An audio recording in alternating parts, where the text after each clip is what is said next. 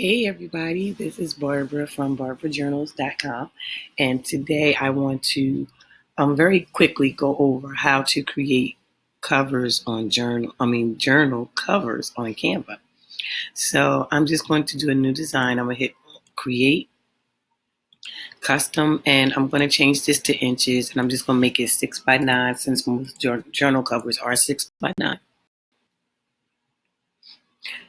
And once that comes up, there's a couple of different ways that you can do this. So first of all, I'm using Canva Pro, and since I am a certified Canva creative, some of the features that I have on Canva Pro may be different from you, and that's only because I get access to features that they're testing or in the process of rolling out.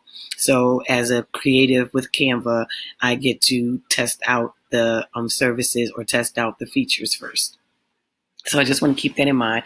Also, if you do not have a Canva Pro account and wish to try it out, I'm going to add a link below this video so that you can try it free for 30 days. So I have this up. So a couple of different ways you can do it. First, you can clearly, if you want to search what templates they have, you can just type ebook and you see options pop up. And you can always, check out which covers they have. So all results, you see all these different designs. And of course, all you would have to do is just select one. So let's say we select that one. And I definitely encourage you to tweak it to make it your own so that it doesn't look like every other Canva template.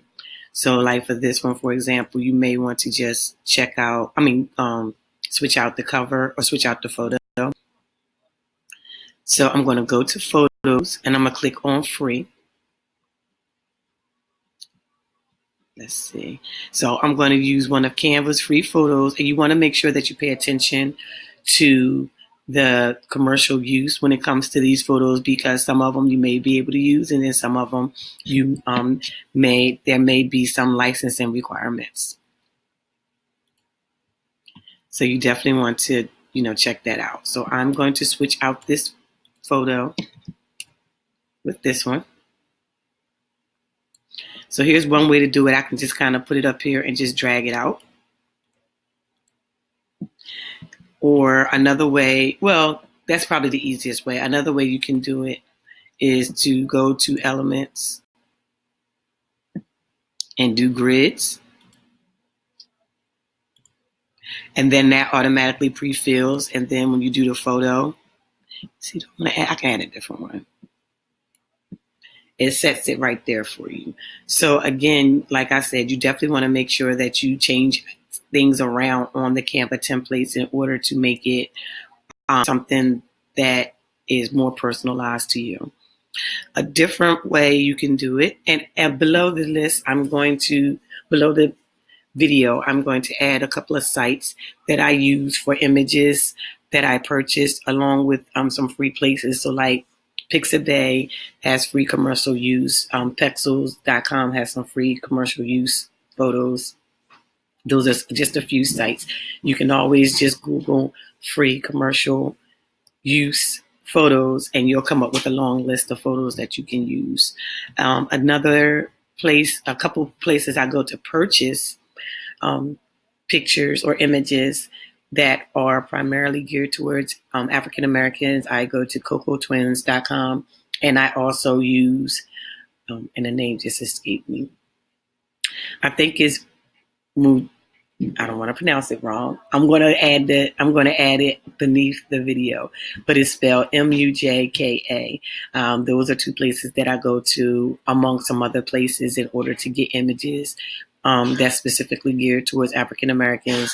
But I know with the second one, she has all different skin types, so she's definitely someone you may want to check out as far as with different skin tones and complexions.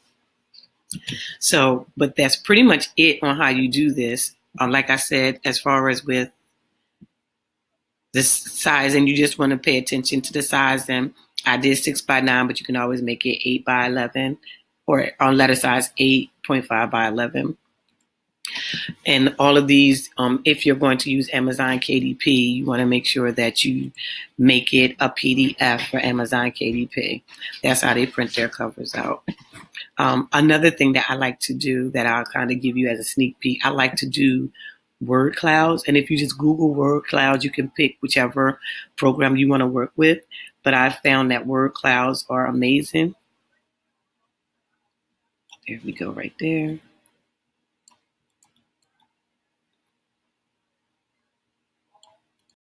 So that's one. Or I can go ahead, elements, go back. See what it is? Let me do it. There we go. I'm gonna do the other side.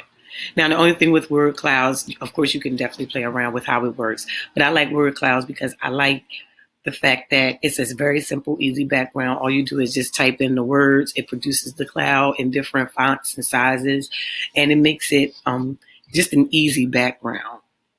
So like, for example, I have that. So then all I would have to do is just add the image on top. Uh-oh, hold on. There we go.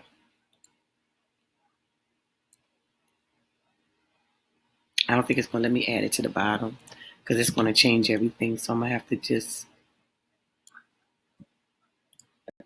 just make it larger and kind of drag it around. And I keep doing the same thing. I apologize. Let me see. Go like that.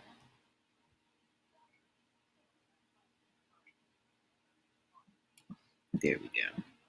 So with word clouds, it automatically creates a background for you, which I absolutely love, especially since now I want a lot of my journals to kind of be more inspirational and more motivating. So when you have a word cloud that you can just add things like, encouraging words or Bible verses or anything like that, that definitely makes it, add a different twist to it that other people may not do. So if you have any questions, definitely feel free to post them below. All of my contact information will be listed below as well.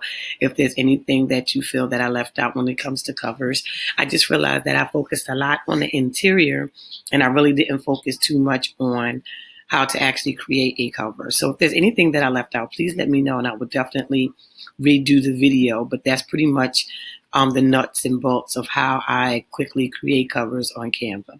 All right, guys, have a great day.